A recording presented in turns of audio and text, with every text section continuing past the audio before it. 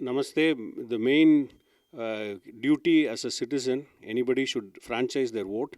Voting is very important so that it also gives an awareness about all the issues, but also make sure that you exercise your franchise tomorrow. I encourage all people to go out and vote, especially from people from our community. We need to go out there and vote and express ourselves. So that is very important.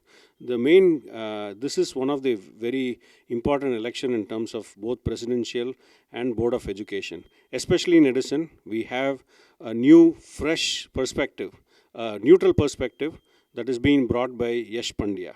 Yash Pandya, we have had numerous discussions with Yash Pandya, and he brings a very fresh, new lease of perspective in terms of education. He is well grounded with the issues.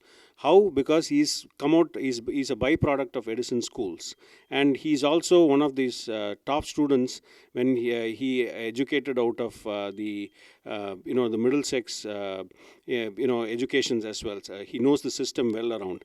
And he knows what are all the fixes. He talked about solutions in a very detailed manner, not only to the adults, but also to students who are currently pursuing their education. We had close to about 15-20 students talk to him and see what are all the current problems that they face.